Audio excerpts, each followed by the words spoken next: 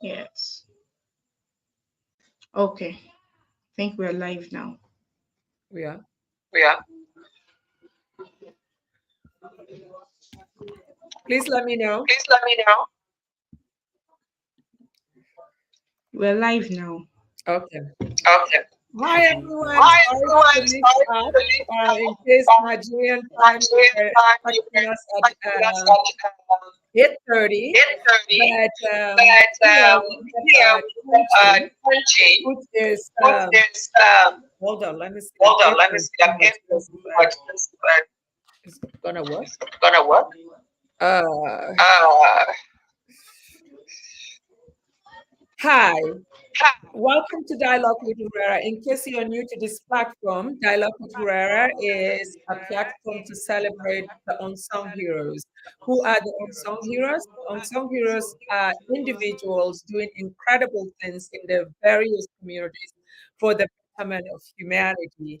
We call them the unsung heroes because probably you may not hear of them because the media is not on them, but they are out there doing amazing things, and we like to bring them so that we can listen to how they got to what they're doing, changing lives, or changing lives. inspire them, and hopefully their story will inspire you and motivate you to start doing something amazing at your own scale as well. And today we have our unsung hero, um, uh, Tolu. Uh, sorry I say Tolu, right? Tolu Joseph, Miss Tolu Joseph. And welcome to Dialogue with Khuraira. Uh, I can, I think you're mute. Unmute yourself. Unmute Oh, yourself. so sorry, so sorry. Hi. I didn't know I was Welcome muted. to Dialogue So with good evening, ma'am. Good evening, everyone. I'm so excited to be here. I must say that you're doing a great job putting people on the spotlight. Thank you so much, ma'am. You're Thank you. I welcome. really Thank you appreciate for the doing what invite. you're Thank you for doing. doing what you're doing. Thank you, ma. So Thank what you, I'm ma. going to So what do I'm going to is I'm do going to have is I'm going you to have you introduce yourself introduce to the yourself audience. I to the will show you audience. I what will some show of the you what interviews some that of the I've given. interviews that I've Introduce given. yourself to the Introduce audience, yourself to the tell your audience, story, tell your and then story, I will and ask then I will questions ask later. questions Is that later. okay? Is that okay? Okay, So, okay. Is there a timeline to that? Do I have no, any no, time no. frame? We have a whole We hour have a to whole chat, chat, and hopefully and people will come hopefully on people to will ask come on to questions. ask So questions. then you'll So be able then to. If you'll be not, able I to will ask you questions, now and they ask you will learn questions and from they will your learn end. from your end. All right, all right. Thank you so much, ma'am. You're welcome. So like I already said, my name is Tolu Joseph, and yeah, by profession, I am a teacher. I'm a teacher. I'm a trained and licensed teacher. However, I don't want to say fate, but God has actually given me a story which I have been using, I have leveraged so far to actually impact the world, to transform the world, to solve a problem. And that's the bedwetting story. Actually, bedwetting is something that is very common in our community. It happens to both children and even some adults. In fact, let me not say some, there are many adults who are facing this challenge, but because of the embarrassing nature of the condition, people don't get to talk about it. People don't want to discuss it. People don't want to get laughed at. And so they keep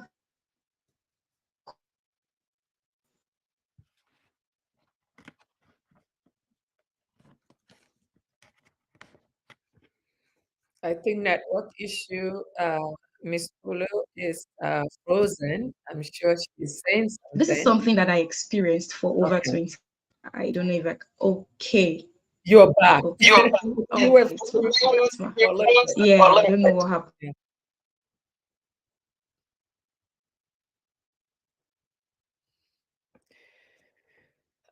My viewers, as you know, network is really always an issue in Nigeria. It doesn't matter what part of the country you are.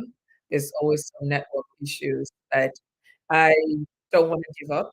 Give Uh, up. in Oh dialogue my with gosh. Khuraira.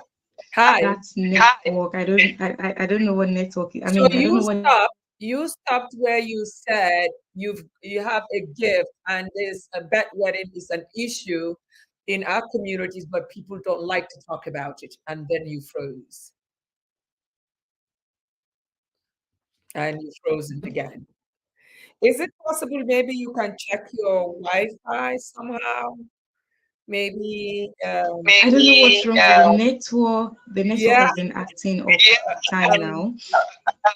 Okay, yeah, so check and let me see. just Maybe, continue. All right. yes, just check your All network. right. But talk, just talk. People are hearing you So now, so let's have fun. I had the condition. I had condition for over 20 years, and it wasn't funny at all. I mean, I had to bear many of the consequences of, of the condition, because of course it's a condition that takes toll on someone's mental health. It can be very, very terrible. Yeah, Thinking about how embarrassing it is, how degrading it can be. It's something that actually damages the mental health of anyone who is a victim of this condition.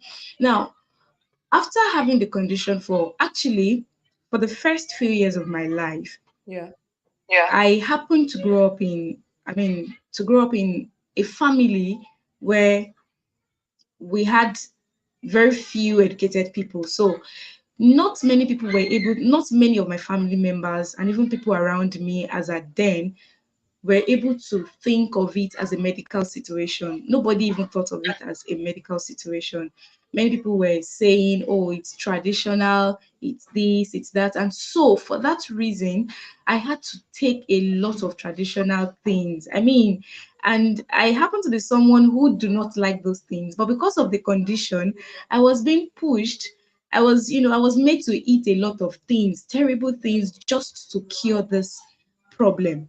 yeah. And saying no to such things will go off as, oh, maybe you don't want your healing, you're not serious about your life and all And those you're things. So disrespecting the yes, elders. exactly. Yeah. In fact, it got to a point, my grandpa is of late memory now, had to make one traditional concoction for me. I had to take it with strange leaves, strange this and that. But still, this thing continued. Nobody knew it was medical. I had to battle. So, not until I got into the tertiary institution and this thing continued, I got tired. Oh, Now, I would like to say that it's possible that my course of study actually influenced my curiosity, because at a point I just got so curious that what exactly is this thing? What is yeah, wrong with me? I yeah. have done everything possible and still this thing keeps coming. So I swung into action and I started to make inquiries. I started to research. And that was when I got to know that, oh, this thing is actually a medical condition. It has a name. That is ENURESIS. It has a Mm. name. So there are things I can actually do. I started to read about the causes, the things that could have caused or that could make someone to be a victim of such. And then I realized that there are many things that I was, that were coming up as observations then, but I wasn't paying attention to them. I didn't know they really matter. So I discovered that I was that person who uses the toilet very often. I discovered that I have this frequent urination, but in a very little quantity. And those things now help me understand that I have a bladder that behaves small. Now, there is Okay. something we call a small bladder. Now, when we say small bladder does not mean that in size or structurally the bladder is small. We are Mhm. only saying that the bladder behaves small in the sense that the muzzle, we actually have the muzzle of the bladder, the muzzle that lines the wall of the bladder, which Yeah. helps to, it tells you when to urinate, and Mhm. it actually creates that urge. Okay, so I was saying that maybe my course of study, because I studied biology, and so maybe that was what, increased my curiosity to actually research on that. So it was when I started familiarizing myself with those things, I started taking cautions, and I started putting into practice some of those things that I read. Mhm. And that was when I began to record success in my healing journey. So, long story short, I eventually overcame the condition. Mhm. And then after a few years, I love to attach. Actually, God is not an attachment to anybody's story, but of course, there is a God factor in everyone's life. Of So course. after a few years of, getting free from the condition, I started having this urge that there are more people out there who have this condition, who cannot speak up, who Yeah. cannot, and it is until we speak up that is when we can. I understood that it is until anybody speaks up that the person can get a solution to any problem at all. So it was hard before I finally had to take that decision, because I was like, oh, how can I come out and tell everybody that I actually bedwetted for over 20 years and all that? I was going to and fro, but eventually I had to take that decision. I had to come out. So I started by writing a book. I write a book, and in the book I shared my story.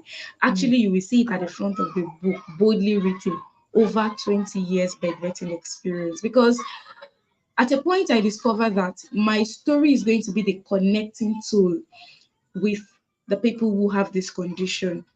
I have an understanding that when people know that there is someone who has gone through what they are currently going through, Very or who has had to battle with it and they were able to overcome, it kind of boosts their hope. It boosts their faith that, oh, that means I still have hope. I can still hope that I will be fine. And again, it calms their nerves and relieves them of any form of anxiety that they might have, any form of insecurity. So I deliberately shared my story. I put it out there for everybody to read and connect with.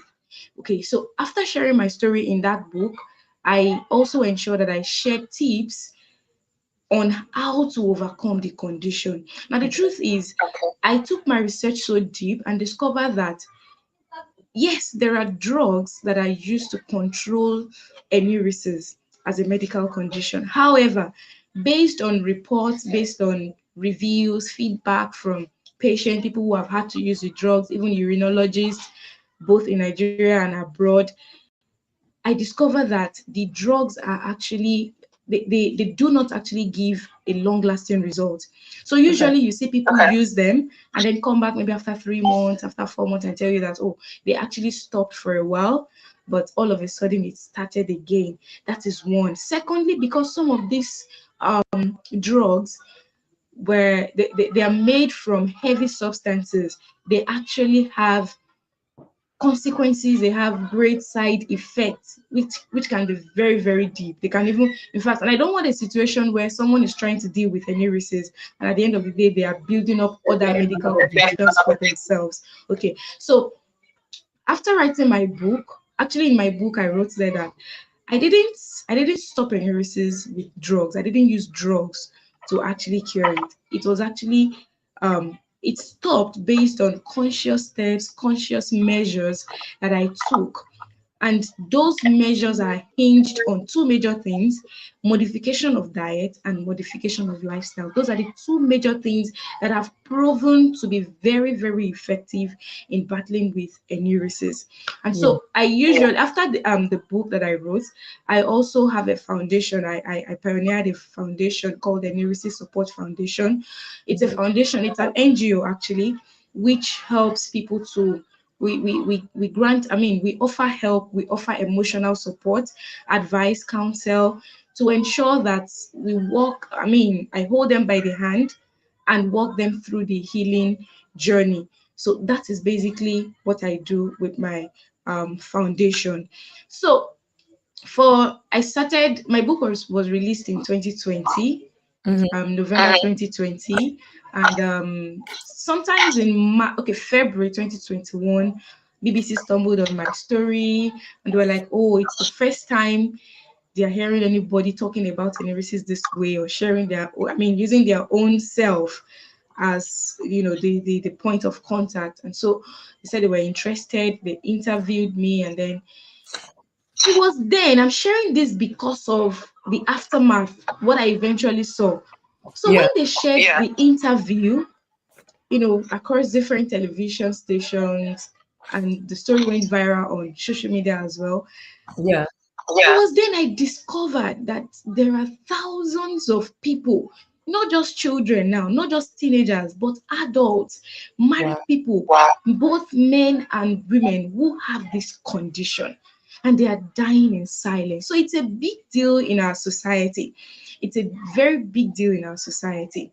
And that's why I am lending my voice, amplifying this thing, creating awareness about the condition, going to the streets, going to schools, going to religious places, and enlightening people on this condition that, see, it is ignorance that is killing us. Today, many of us deal with enuresis with, we make use of traditional means, are things that are mythical. They are not real. They are just based on traditional beliefs, and these things are not helping. What do you say, ma? And we better not argue about that, at home. I mean, you better not argue with the people giving it to you. You get some signs from that, Exactly. And another thing is that we have parents who are beating their children heavily. Actually, I was beaten so well. I was beaten. In fact, I got the beating of my life for bedwetting. But the truth, one of the things I tell parents now, being an advocate of this thing, I tell parents that no, your child is not deliberately bedwetting. Nobody is happy bedwetting. That's the truth. Nobody is happy. You see, after BBC shared my story, a man contacted me. The man was 38 at the time he chatted me up, 38, and he said, "Thank you so much for talking about this thing. That this is something I've had to battle with all my life." The man said, as at 38, that at a point he was using rope to tie his manhood anytime he had to go to bed. Oh my Just so maybe this thing won't happen. But still, it will happen.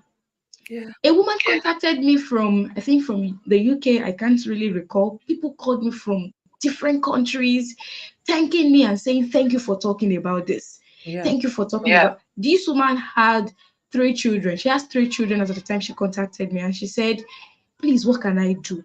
My husband is getting tired of this." That the man had, he has tried to contain it, he has tried to endure, but now he's getting tired. Yeah. And so there is so much ignorance around this situation, around this condition. And so we're just out to enlighten people, to tell people how they can manage and, handle this condition. There are actually things that can be done. When I read your bio and I saw that, I was so happy to feature you because growing up, I've known some of my friends that had that condition, and I have known some family members that are married, and it's like you said, they have a lot of victims. They're called, they're lazy, they are afraid to get up at night to go to the bathroom. All those kind of things, it was, and they are very embarrassed the next day to even go out and play. Can you hear me? I can't. Can you? Okay. Rufai, Okay. can you hear me? I can hear you now. I can hear you now. Yes, I can. Yes, I can. Yes, Okay, you I guys can can hear hear me, you. right? Yes, I Okay. can. Right. So I was saying that I was so happy when I saw your bio and you have a foundation about this because it's a very chronic issue among our communities. Maybe here it's even if it is, people like you said are open, discuss it, but at home you're not even given a chance. You're looked at as someone, it's your fault. You doing this. You are not open, and if you're an adult, especially a woman, they will say somebody did you on you.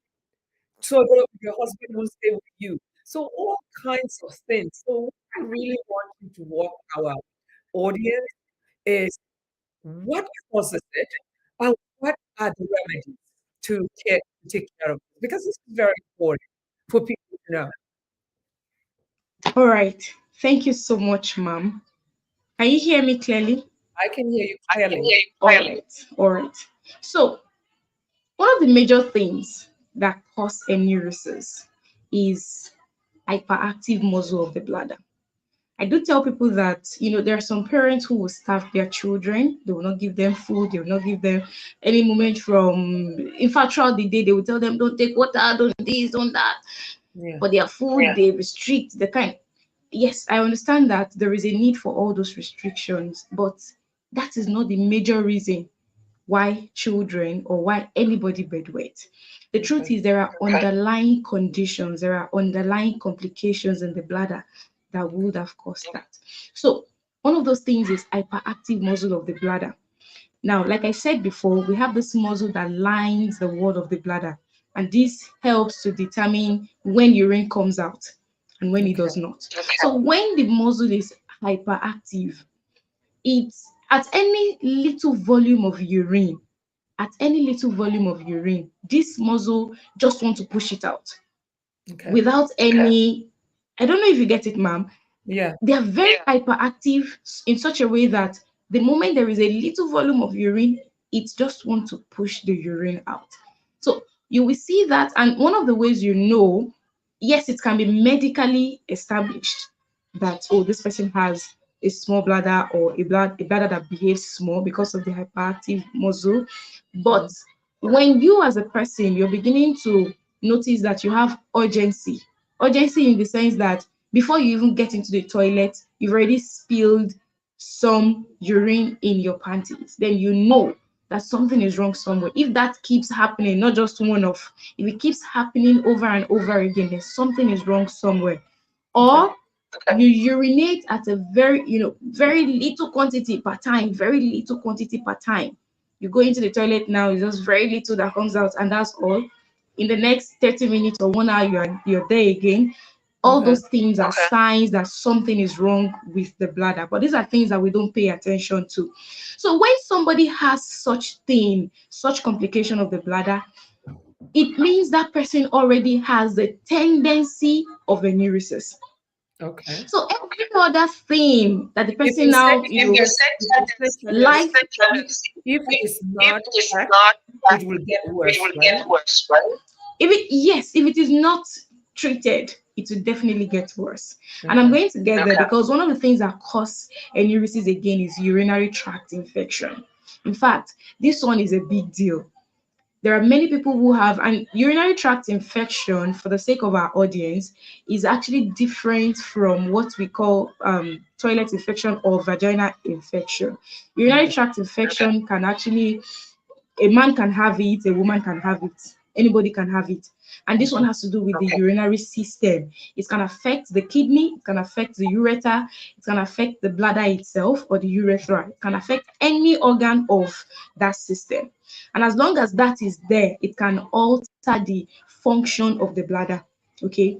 So when the tendency of enuresis is there already, like having the hyperactive muscle or the one we call weak pelvic muscle, when there is weak pelvic muscle, the pelvic muscle is actually like the entrance of the bladder, that place where the urine comes out from exactly.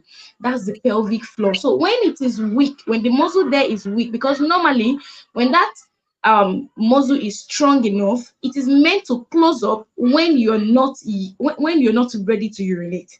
So when it is weak, it means that there is no control to when urine comes out and when it just comes out. It leaks, and that's for people who have leaking bladder. So they might not even know it, and then the urine is coming out of them. Okay, so such people already have tendencies of enuresis. Now, I'm not going to mention some of the other things that contribute when the person already has a tendency, the other things that now contribute to it. Now, anybody who has enuresis, who has this condition, must know that carbonated and caffeinated drinks are not for them.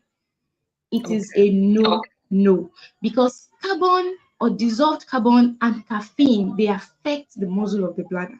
They can irritate the muscle of the bladder and make it become inflamed. And when that inflammation happens, it makes the muscle to be hyperactive. And this carbon and caffeine also increases urine production. And so Imagine someone who already has the tendency of enuresis, who already has weak pelvic floor or hyperactive muscle of the bladder, and then the person is producing a lot of urine, more than normal, because the person is taking a lot of caffeinated drinks and carbonated drinks, then there will be a problem. So if you're trying to get yourself on the bedwetting healing journey, you need to do away with carbonated and caffeinated drinks. It does not help at all. At all. Another thing that causes enuresis is this hormone called ADH. ADH. It's called antidiuretic hormone. That's why we call it ADH, antidiuretic hormone. Antidiuretic hormone is actually meant to, this is a hormone that controls, it actually does other things, but it controls the amount of urine produced as well. Normally, during the day, antidiuretic hormone is supposed to be low so that urine production can be high, because it's during the day. And so the body kind of understands that you're free to use the toilet at any time during the day. So antidiuretic hormone level goes down so that urine production can be high during the day. But at night, the normal expectation is that antidiuretic hormone at night should be high so that urine production level can be low. But you'll find out that in people who have this condition, their own antidiuretic hormone is fluctuating. So at night, instead of it being low, they have a high secretion of antidiuretic hormone. So in the middle of the night, you realize that there are people that in the middle of the night, before daybreak, they can actually use the toilet 6 times, 7 times. They get up at every short interval. So for such person, if they have weak pelvic, a weak pelvic floor or hyperactive muscle of the bladder, it can actually be a problem. They might, in the middle of the night when their body is producing a lot of urine, it can be very hard for the bladder to keep up with those urges and feel. So another thing that anyone who has this condition also do is to treat a urinary tract infection. I already mentioned that. So if you have it, like I said, big deal. If you have urinary tract infection, it causes enuresis. So just get that out of the way first. Get it out of the way. Go establish it medically to know whether you have it or not. If you're bedwetting, you should go ahead and run the urinary tract infection test and know if you have it. So if you have it, get it treated.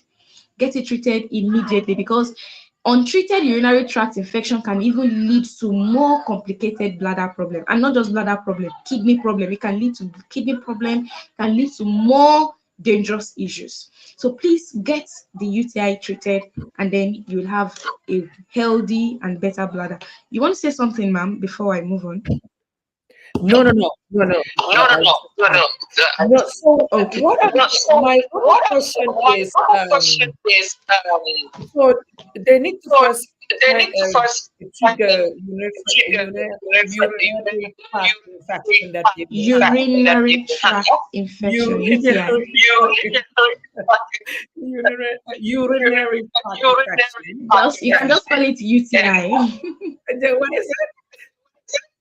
I said you can just call it UTI. UTI. It's called UTI. UTI. And they have to treat that condition. And then you talked about pelvic muscles. So if you have that condition, what do you do? If someone has good, I love that question, ma. If anybody has a weak pelvic floor muscle, one of the things that work very well to help fix that is what we call Kegel exercise. Kegel exercise is a great way. In fact, some of us do this Kegel exercise without knowing it. And what is now, that? when we say exercise, yes, I'm coming there. When you say Kegel exercise, people think, oh, as far as that exercise, that word is there, is about running around or something. No, as I'm seated now, I can be doing Kegel exercise. And this is it. that thing we do when you're trying to, this is how best I usually explain Kegel exercise. When you're urinating, maybe you're in the toilet or you're somewhere, you're urinating, and then someone sighted a snake and the person shouts, snake, snake, snake, snake, and you're still urinating at that moment. That thing you do to quickly seize the urine, that's sucking in of your private part. I'm sure it happens to men too. There's the way they do it.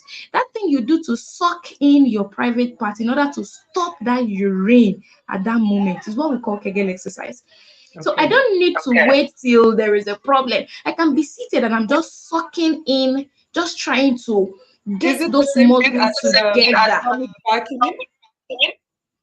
Is it the same thing as what? Is it the same thing as stomach vacuum?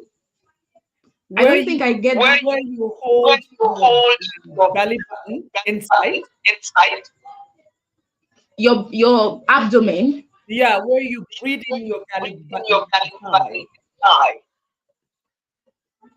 I don't think they are the same thing. Actually, some of these things are related.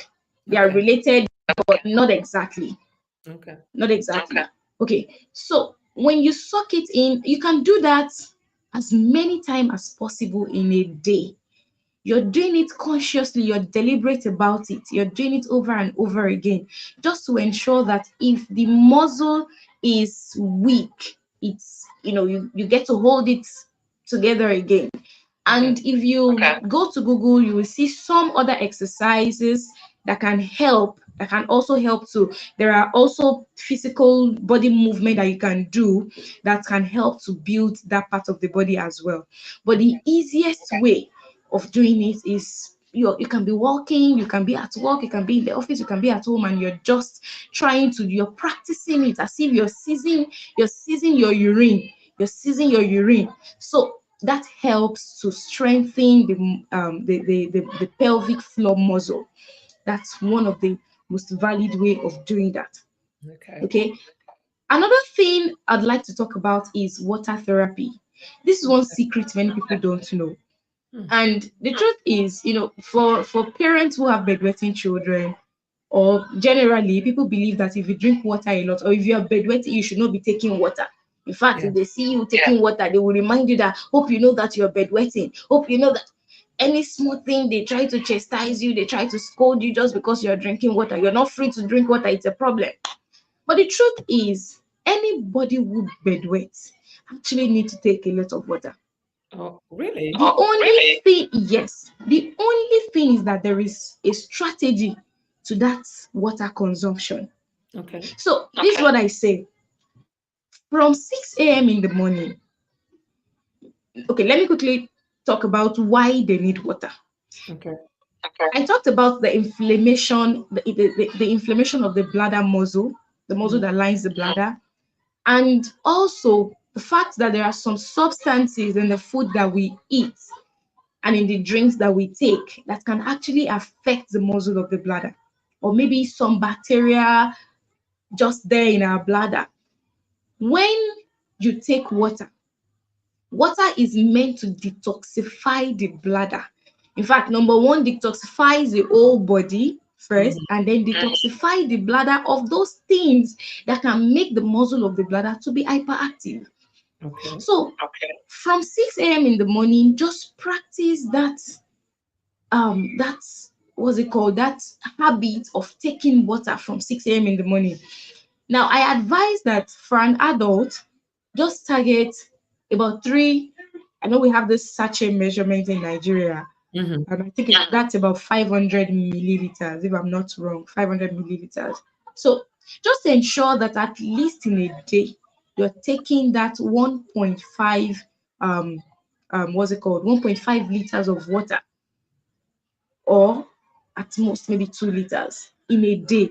But any moment from 6 p.m., 7 p.m., ensure that you stop the intake of water. And that's going to take me to the time of dinner. See, if you're someone who is bedwetting, or you have a child who is bedwetting, that child or you as an individual, you have no business with a late night or late dinner. You have no business taking your dinner at 8 p.m., 9 p.m., 10 p.m. at all. You need to, it's hard. I know there are many things, there are many factors that may hinder that, but you just have to be conscious of it. You just have to be deliberate about it. So you have to ensure that your dinner, you take your dinner latest 7 p.m. And you have to make it a culture. You have to make it a culture, because as someone who already has a tendency of bedwetting, when you take your dinner close to your bedtime, number one, your digestion may not, that digestion process will definitely, because already at night when you take your food, that's why they always advise that you don't take heavy food at night, because digestion process is usually not as fast as it is during the day. Okay. During the day, you walk around, you walk here and there, so digestion process is very fast. But at night, you're not going anywhere again, you're just home, and the next thing is just to hit the bed and the mattress and sleep. So if you take heavy meals or you take it very close to your bedtime, the moment your food is not digested, let me tell you the link. Undigested food goes straight to the large intestine. The large intestine, you can also call it the colon. And this colon is very, very close to the bladder. So the problem is when that large intestine gets stuffed with undigested food, it begins to place pressure on the bladder, which it is very close to. So it begins to place pressure on the bladder and makes the bladder to lose control. So if there is urine in that bladder at that moment, by the time the large intestine is placing pressure on it, it looks like there is no control. Urine is just coming out at its will, not with your consent. And so I always advise that you take your dinner very, very early. You make it a habit. It's not like, oh, I can't do it, I don't think this will work. If you are really serious about the healing journey, you will take it seriously. So, and this will also take me to the issue of smoking, partying, drinking. And when I say drinking now, heavy drinks, all those alcoholic drinks, wine, those things are not good for anyone who is bedwetting. I remember counseling someone who was in the UK at the point, and by the time I counseled her, after counseling her, she was like that she drinks a lot, or she takes a lot of alcohol, that she even smokes. It's a lady. And so when I told her a lot of things, she said she didn't know that all of these things were factors to the bedwetting condition. And so she said she was going to try it, that she was going to try as much as possible to cut herself from those things. In fact, she even told me that she was going to ensure, because she said she has a lot of friends, and so if she keeps on with those friends, that she would definitely go to parties, she would definitely drink and all of that. So she said she was going to take it a step further and disconnect herself from those friends. I said it's fine. Anything that works for you, just go ahead. And she did. I can tell you, ma'am, she came back after some months and said it actually worked. Because she actually, because she said if she keeps on with those friends, that she would definitely be forced or tempted to go out. And once she goes out, she said she will smoke, she will drink. And so since I told her that smoking and alcohol or taking alcohol will not help her, it affects the bladder, she decided to disconnect herself from those things, and it actually works. So please, if you have the bedwetting condition, especially as an adult, you should stay away from alcohol or alcoholic drinks, wine, and smoking. It will not help. It will not help. Another thing is indigestion. I have already somehow explained that when I was talking about taking late night food. Yes. So, and on that, I'm going to say that you should ensure that you're not taking food. Some of us combine foods that by the time they are together, it will be very hard for those foods to be digested in our body. So watch the kind of food you combine at a time. Watch the kind of food you combine at a time. Because once you take a kind of food that it will be hard, especially towards the night, if it is not digested, it will affect your large intestine, and by extension, it will affect the bladder. So watch out for indigestion. prevent it at all costs, ensure it is not happening. Ensure it is not happening at all. And the So next thing what is kind of alarm. food do you think that you can combine not get? Like, what Okay, kind of food? it's just like someone taking, maybe you just took bread not up to an hour ago, and then you're taking one kind of swallow any starchy food now. You know, it's just like taking two heavy food together. You're taking bread and yam. Yeah. It may not be that you're taking them together, but just at short intervals, it can be very difficult for the body to process such food, Yeah. especially when it is very close to your bedtime. Another thing is beans. Beans is a very good food. It's a fantastic. In fact, it's my own best food. Mm. But the problem with beans for bedwetters is that it has gas. When you take beans, definitely your stomach will be gasified in a way.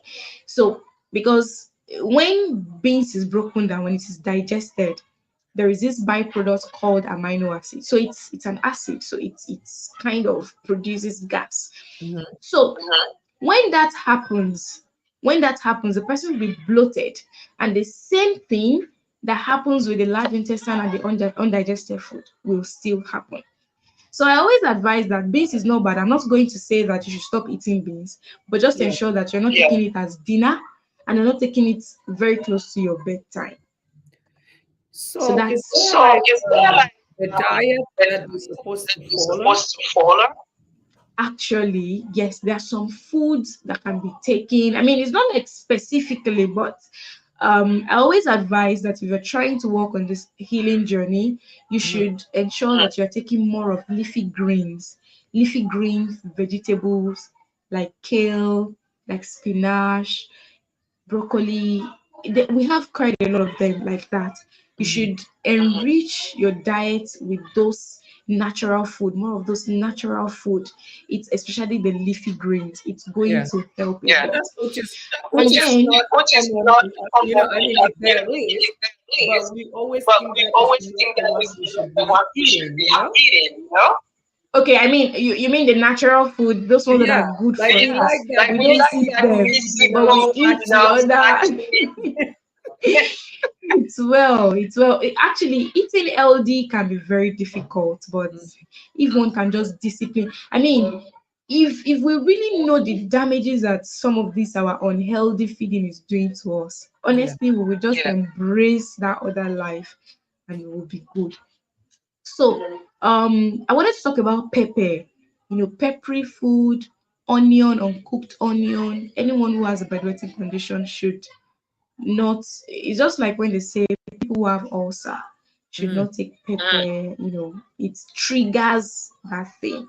Yeah. Same thing goes for people who have the bedwetting condition. You don't take things that are too peppery. It is going to affect the bladder one way or the other. It will definitely, because see, everything, a certain volume of liquid will always come from all the food you eat and will be deposited in your urine. So once it is going with the urine into your bladder, it will affect, once those substances are going with your urine into the bladder, it will affect the muscle of the bladder. So that muscle is the target, is the challenge. Yeah. So it's what we are trying to guide from all these substances that are dangerous. Okay, so let me rush through I don't know if there is any, because I was going to talk about alarm. Yes, alarm is one thing that has been proven. One thing I get from some of the people who come to me for counsel is this alarm is not working. I've been using it for the past 1 month, 2 months, it's not working. You mean And I like will explain to them that, what do you say, ma? Alarm. alarms, like the clock? Clock. Okay. Yes, alarm clock. Okay. Now, the thing about alarm is, let me say this forward, that it has even been scientifically and medically proven to work for correcting enuresis. The truth is, alarm clock is never going to work like a magic. Mm. It is not going to work like a magic. One of the problems that people who have this enuresis condition have is what we call deep sleep. And deep sleep, beyond the way we see it, is that Deep sleep is even more psychological than physical, the way we see it. When we see people who sleep deep. And then I ask people that when you blame someone who sleeps deep, nobody goes to bed and say, oh, now I want to sleep deep. Or it just happens. They go to bed and then they find out that they slept so deep. They can't just explain it. The It's a truth is, condition. well, not really a condition. Not really a condition, but it's something that can be psychologically explained. I don't think I can capture that in this video, but I'm just trying to say that for anyone who sleeps deep, it is not their fault. It just happens. But the thing is, when you sleep, because the brain and the bladder has a connection. I mean, your spinal cord needs to pick up messages from the bladder, send it to the brain, and the brain decodes and send message back to the bladder and say, okay, it's okay to void or it's okay to urinate. But when people sleep deep, when people sleep very deep, there is a part of the brain that actually works with the bladder. We call that part pontine maturation center. Pontine maturation center. That part of the brain, when it is affected, it can also affect the bladder. But this is where I'm going with the issue of alarm clock. When you sleep deep, it means that a part of the brain, especially that part of the brain, has will I say hibernated in such a way that even when the message is coming from the spinal cord, the brain does not end up getting that urge. The brain doesn't get that message that, oh, there is a need to void. And so at the end of the day, the muscle will just do its thing. Since there is no any response, it will if it gets to that limit that it can no longer stretch, because our bladder stretches, the muscle stretches. So if it gets to that, it stretch, it's expecting the brain to send back a message to say, oh, it's okay to void. And there is no any message from the brain. If it keeps stretching, it will get to a point where it can no longer stretch, and then it will just release its content. So that deep sleep is what the alarm clock is meant to correct. Now, this is what people don't understand. Deep sleep is not something that can be easily corrected. So when you're using an alarm clock, what you're doing, or what that alarm clock is meant to do, is to be bringing you to consciousness gradually. So you use an alarm clock on the first day, you did not wake up, and you feel like, oh, this alarm clock is not working, I did not wake up. No, So it is not working. It is working, but you will not know it. You're not seeing the effect immediately because it has not finished its work. So it's only going to be calling you back to consciousness. I personally was on an alarm clock for about 5 years. I mean, it got to a stage I just left it there, that it became a part and parcel of my life. It was just there. I remember those years I was using one chinko, just like the way Nigerians will call it, chinko phone. This fake China phone that when it rings here, somebody who is in maybe 100 kilometers away from you will hear it. So I was using that phone for a very long time, and the alarms were just there. Now I'm going to explain how to use the alarm. The alarm is not for somebody who is trying to stop bedwetting. The alarm is not just that you're going to set it for 12 o'clock or you're just going to set it for 6 o'clock. No, it has to be a consistent alarm pattern. So this is what I mean. When I was using this then, those years, I will set my alarm for 12. It will ring for 12. It will ring for 1. It will ring for 2, for 3, for 4, till 6 a.m. consistently like that every 1 hour. Now this is what I say. Many people come up with the complaint that, oh no, 1 hour is too much for them. I said, see, if you already have the deep sleep challenge, you see that alarm clock of 1 hour is nothing to your kind of sleep. So it is only so the sleep is already abnormal. We are just trying to correct that sleep pattern. Now I tell mothers, for mothers who have children, and I will always say this, before you can come to tell me that, oh, you need help for your child who is bedwetting, I will ask you how old is the child? Because for a child of 2 years old, 3 years old, this thing is actually part of development. Almost everybody actually bedwetted at the age of 1, 2 or so. So from age 1 to, let's say, age 5 or 6, I just tell them that maybe just reduce. If he or she is taking too much of sugary things, reduce it. Don't give the child what's it called, soft drinks and all that. But not that I would take it so seriously, because I feel at that age, but any moment from 8, 7, 8 upward. So when mothers come to me and say, oh, this alarm strategy of 1 hour is too, it can affect the child, I said, yeah, I will tell them that yes, I know this may not be healthy or may not be too good for children. So I advise that for children, they do something like 12 to 4, 6 for children. While for adults who have the deep sleep challenge, I advise they go for every 1 hour. Now, this is not something that will work under just 1 month. I'm not saying that because mine took that long before it worked. I'm not saying that it will be the same for everybody, but just be consistent with it till you get your desired result. Now, I'm going to crown it all with this.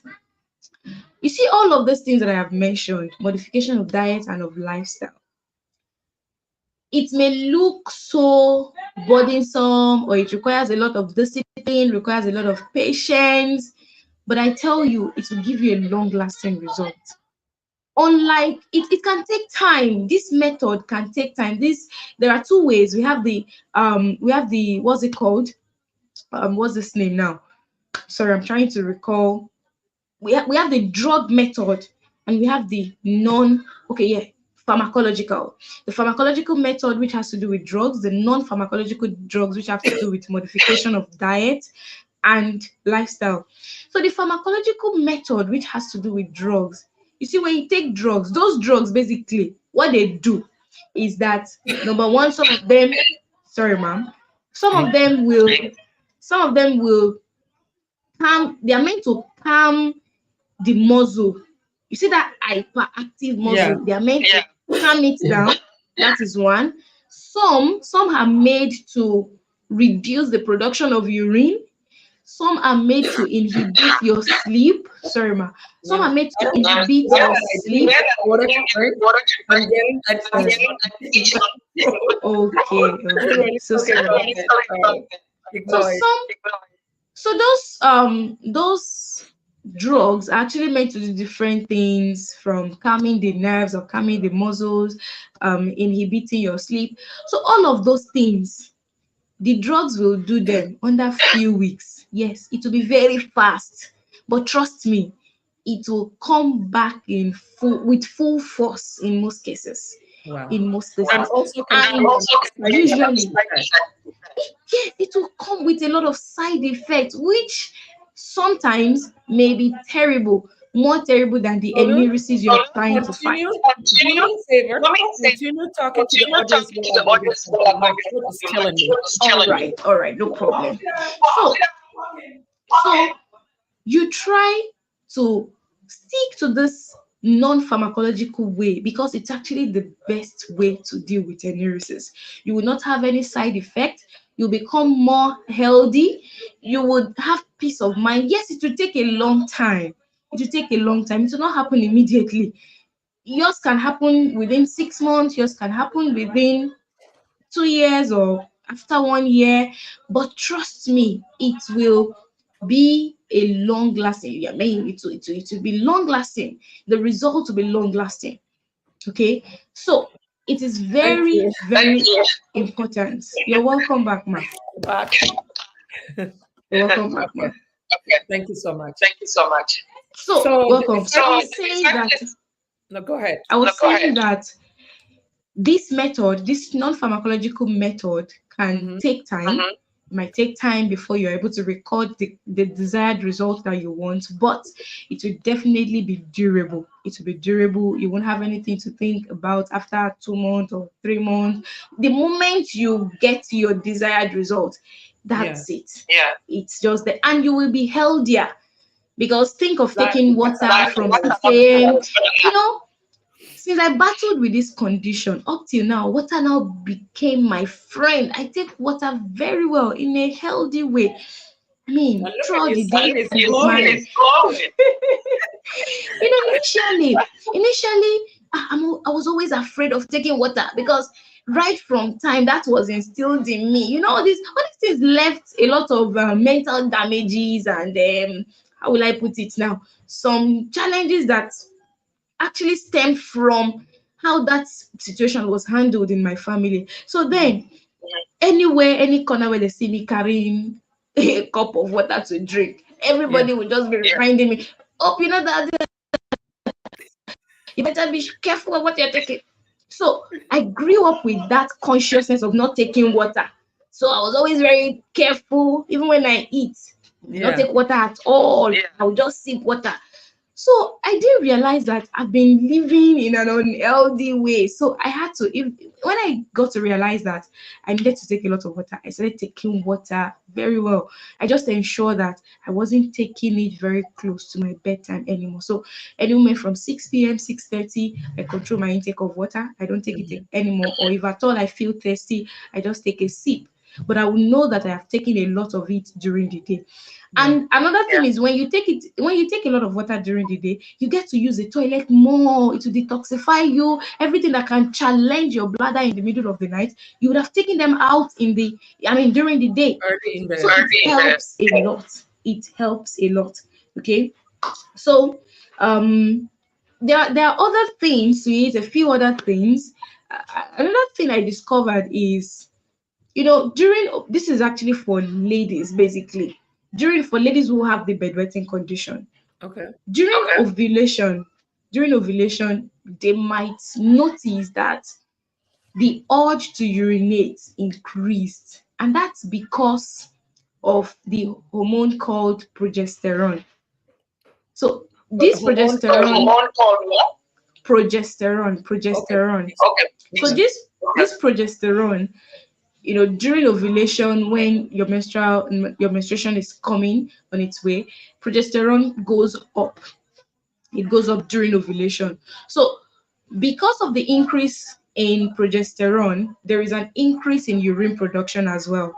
Okay. So for somebody who already has a tendency of bedwetting, of enuresis, for that kind of person, the person can notice that the level at which she's bedwetting at that period is actually increasing, or it has actually increased. So in such situation, or during that ovulation, a lady who has the bedwetting condition should ensure that she stays away from anything that can trigger, since you already know that progesterone is there to increase your urine production. So you just stay away, you take caution, stay away from all of these other things that have been mentioned, so that it doesn't trigger the condition for that period. So it's just a matter of being careful, being patient, and being disciplined, and be consistent with all these measures. If somebody can be patient and be consistent with these things, I tell you, the person will be able to overcome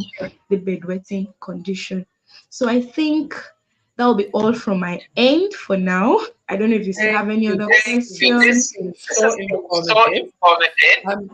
I'm sorry, my end of my network is terrible. It's kind of echoing. I have no clue why. First, I was not able to log in. Oh. But okay, all these things that you mentioned, incredible, great insights. But I think parents that are illiterate, parents that are in the village, so how do we help parents in those situations? A parent that don't even have the means to get variety of food. What do we say? What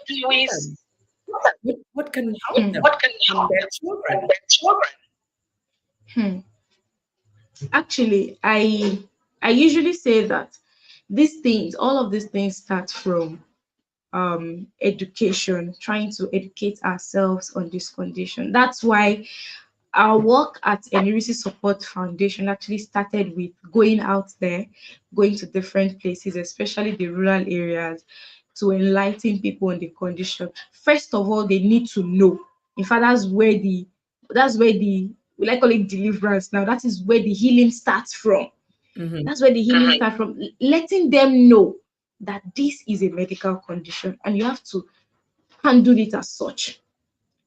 That first of all should remove the stigmatization, should remove the lack. For parents who have bedwetting children, they treat them anyhow. They don't provide them with good clothes. They feel like, "Oh, if we give you any clothes now, you will spoil it, you will rain, you will do it." So they just leave them to sleep on whatever kind of clothes, tattered mat, tattered clothes, and all that. So we start from letting them understand that this is actually medical, and they have to provide support for their children, emotional support first of all for their children, and make them see that. And one thing I forgot to mention, oh, very important, is the fact that enuresis can be genetic. In fact, it can be genetic very well, very well. So I usually say to parents that, please, if you know that you actually had this condition when you were young, do not hide it from your child. Let your child know, so that alone can boost their confidence that, okay, it means that if my mom or my dad was able to overcome this thing, it means I still have hope that definitely this. So it should come from a place of love, that we understand what you're going through, and trust me, you're going to be fine. Just offer that emotional support. That goes a long way, a long way.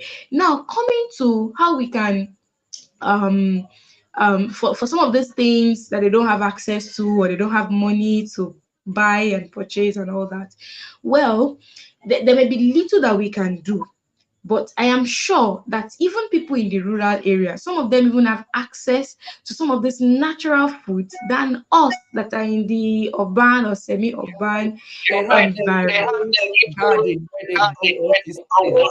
So I think the major problem they will have if they have bedwetting children, the major problem they will have, because they have those natural foods, but the major problem will be, okay, what kind of food should I eat, and at what time of the day? What's the portion of the food? Another thing I know is that people who live in the rural area, there may not be there's no limit to their food, there's no limit to their feeding, because they see this food, so they just eat and they don't get to think about it that, oh, maybe this thing, because of a truth, when you already have the tendency of enuresis, the portion or the quantity of food you eat should also be put in check. It is also important. I'm not saying you should starve your child, but because I do tell parents that, see, if it is food that causes this thing, if it is play, some parents say, oh, he plays too much, she plays too much, and that is why he ends up bedwetting at night. I ask them, do you know that there are children who children who play a lot? There are children who eat a lot. There are children who drink water a lot and they don't bedwet. I don't know. There are children like that. So that should tell you. Very important. That is why what, ma? I said awareness, as you mentioned, is very important. So the truth of the matter is actually that it is not those things that are causing them. But if a child already has the tendency, that complication in the bladder, those other things that we mentioned will now trigger. Those other things will only support or aid in making bedwetting to happen. So it's not like they are the factors causing it exactly, but because of the complication in the bladder of that child. So for such child, you now begin to control those things to ensure that they don't trigger the bedwetting condition. So for people in the rural area, we just need to educate them to know the kind of food they combine together, to know what time they should eat, what time they should stop eating for the day, what time they should have all of that. So that is more of the things I feel they will need, because they have these natural foods already. They have some of them. They're actually they have access to those things. Yeah. So I think you have recap what we really do to it's important, so that maybe mention if there's no questions. Unfortunately, I was able to log in. I don't see any comment. I don't see anything except replies. If you're seeing comments or if you're questions, that Ms. Tolu should answer, please, or you, Ms. Tolu, if you can see that, because I can't see anything. I don't know what happened to. What happened? She gone? Hello, hello. Now I'm all alone. Rufai. Yeah, Okay. yeah, Did we yes, lose Haja. I Miss Tolu? think it's her network. Okay. Yeah, it's All from right. her network. Like I said, I could not see any comment because you sent. I don't know what is going on my end, but I can't see anything. So in case there are comments or questions that you could see or Miss Tulu can see, please address the audience because I can't see anything. Were you any questions?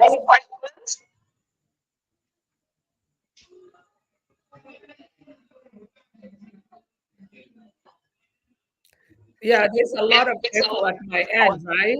Someone says, yeah, I really, yeah, my and that's why I try not to make a lot of comments. It's better now, right? Is it better now? The echo is gone. Okay. I was saying that I cannot see questions, I cannot see comments. Miss Tolu, did you see any questions for you? No, I can't see anything here, ma. Okay.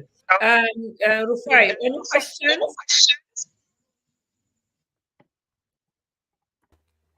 No, no, Haja. I believe we have no questions and no Okay. comment for today. Okay. All right. So, Mr. Tolu, just wrap it up for us.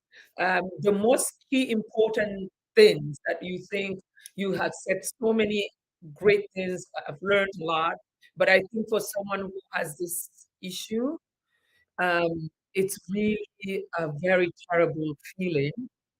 And I want, because what we're doing with our TikTok, we're doing small little videos of important things that really to highlight the important part of the conversation. So if we could like do something where we can create like a little video clip off of it that we can put on TikTok so people can actually just go there and get all the things. What I'm trying to say, if you could just wrap it up and say the most important things, what they need to do, what they need to not do. So if you could have that, that would be great. No problem. I'll try and work on that. Okay. Go ahead. Yes, ma. Okay, I thought you said I should make a video or No, something. no, no, Did no. I hear you Just you correctly? recapping, like saying today, this is the end of the conversation. Thank you so much for coming. Oh, Just give us like the five most important things that they need to do, or five most important things they need to avoid. If you could just all right. mention those things, that will really help the audience, especially for those that don't have the time to listen to the whole 1 hour of our conversation. I Yeah. understand. All right. So, thank you so much. Thank you, ma'am. Thanks for the invite. So I have shared a lot of things on the bedwetting condition, and I have said that if you have the bedwetting condition, you should ensure that you stay away from soft drinks, what we call soft drinks. They are actually carbonated and caffeinated drinks. So stay away from it because it does not help your bladder. Another thing you should do is to ensure that you are using the alarm strategy. The alarm strategy by setting the alarm clock to ring every 1 hour. If you feel the 1 hour is too much for you, you can actually do 2 hours. So you set it to ring for 12 a.m., 2 a.m., 4 a.m. and 6 a.m. And you have to be consistent with that. You have to be very, very consistent with that. Another thing you should ensure that you don't do is that you should stay away from taking beans consistently. Don't take beans too much in a day or take it very close to your bedtime. Another thing is your dinner time should be at latest latest 7 p.m. Don't take your dinner at 8, don't take your dinner at 9 or 10. It is too close to your bedtime. So please take it early so that it can digest as early as possible. Another thing is water therapy. Ensure that you're taking enough water. It's a myth that if you're bedwetting, you should not take water. Please take enough water during the day. It helps to detoxify your body and helps to detoxify your bladder. So take enough water from anything from 6 a.m. in the morning, but ensure that from 6 p.m., 7 p.m., you stop intake of water. So if at all you feel thirsty by that time, you just take a sip. It will help. It will help. So another thing I talked about is Kegel exercise. If you feel you have a weak pelvic muscle or pelvic floor muscle, you should take your Kegel exercise seriously. And what is Kegel exercise? Just that thing you do when you're trying to seize your urine, when you're urinating, and in the middle of it you need to quickly do something and you seize it. That thing you do by sucking in your private part in order to stop urination is actually what we call Kegel exercise. So you can keep doing that constantly. You can do it as many times as possible in a day in order to strengthen your pelvic floor. It's also going to help. It's going to help very well. So above all, just ensure that you're patient with the process, you're consistent, you're not getting tired of it. You're not getting it is not going to happen like magic, but you have to be very, very patient and you have to be consistent. And I'm sure that by the time you do all of these things, you're going to record success, you're going to have your desired result. And to parents who have bedwetting children, please, I beg you, beating is not a solution. Beating is never going to fix the bladder. It is never going to correct the complication in the bladder. So please, what your child actually needs is love, is emotional support. So encourage your child. Let your child know that this is a problem that can be solved and it's a problem that they can actually defeat and overcome. It is not the problem that will overcome them, they are the ones that will definitely overcome it. So encourage them and provide them with basic things that they need. Don't say, oh, because they are bedwetting, then you're leaving them to tattered clothes, tattered mat or mattress. Please provide them with good things. You're not encouraging them to keep on bedwetting. You're just showing them that you love them, even in their condition. So it is in that, in fact, research has proven that children who get emotional support and love from their parents actually stop this condition at an early age than children who get, backlashes and blames and stigmatization from friends and family. They end up struggling with the condition for a very long time than children who get the love, all the love and the support. So this is my advice to everyone. I hope that this helps you and help you on your healing journey. Thank you so much, ma'am. I really appreciate the invitation. Thank you Thank you. so much, Miss Tolu. This is really great. And one other thing that we say is that drink lots of water. It's a good therapy. That's why we have our beautiful skin glowing. And adopt greens. Do a lot of greens. Stay away from all that spicy or starchy food or combining different food that can actually clash with each other. So again, thank you so much, Ms. Uh, Tolu, for, for coming, and I'm sure we will have you again because this is a very great topic for many people, not just children, adults, and again, it's important that we do not victimize these people, show them some love and kindness, and understand that it could also be hereditary. So thank you so much, and good night, everyone. Sorry about audio and all of that stuff. Thank you. Wow. Bye.